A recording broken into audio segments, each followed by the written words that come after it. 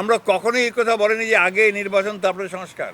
সংস্কারের দাবি তো আমাদের, যে আমরা যা বলেছি সেগুলোই তো আসছে, তাহলে সমস্যাটা কোথায়? আবার এই ছাত্রদের সমন্বয়ক যে দল, তারও এক এক সময় বলছে যে নির্বাচনের আগে সংস্কার হতে হবে, এবং তারা কখনো কখনো বলছে শেখ হাসিনার বিচার ছাড়া এই দেশের মাটিতে কোনো নির্বাচন করবে না।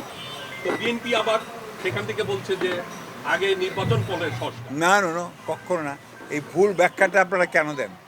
আমরা কখনো এই কথা বলছি না।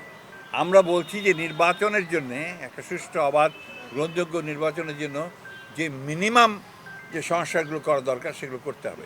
যেমন নির্বাচন ব্যবস্থা কেন্দ্রিক যে সংস্কার, অর্থাৎ নির্বাচন কমিশন, নির্বাচনের ব্যবস্থা, এটা করতে হবে। 2 নম্বরটা ল অ্যান্ড অর্ডার সিচুয়েশন, আইন শৃঙ্খলার ব্যবস্থা, এটাকে করতে হবে। 3 নম্বর হচ্ছে জুডিশিয়াল রিফর্ম, এটা অবশ্যই করতে হবে। এই তিনটা একেবারে মাস্ট। সরকার 6টা রিফর্ম কমিশন করেছে। এই 6টা রিফর্মের মধ্যে সবচেয়ে বেসিক ইম্পর্টেন্ট রিফর্ম হচ্ছে এই তিনটা।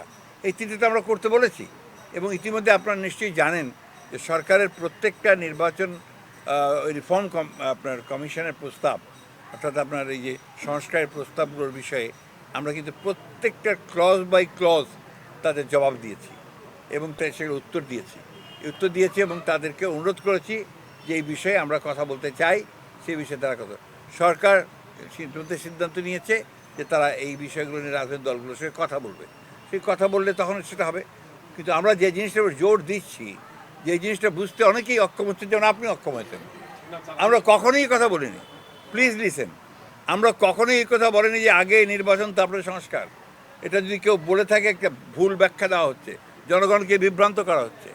আমরা বলছি যে নির্বাচন সুষ্ঠু অবাধ নিরপেক্ষ নির্বাচনের জন্য ন্যূনতম যে সংস্কারগুলো করা দরকার সেটা করতে হবে।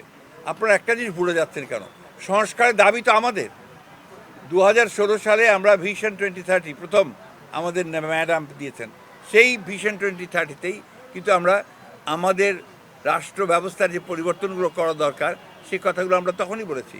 এই যে আজকে আপনার দ্বিকক্ষ বিশিষ্ট পার্লামেন্টের কথা উঠছে, এবং সরকারও মেনে, আপনার সংস্কার যে কমিশন তারাও বলছে এটাই করতে হবে। তো এটা তো আমরা তখনই বলেছি, তখনই সেটার মধ্যে আছে।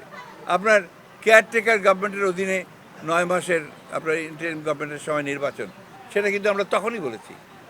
তাহলে কি বোঝা যাচ্ছে যে আমরা যা বলেছি সেগুলোই তো আসছে, তাহলে সমস্যাটা কোথায়?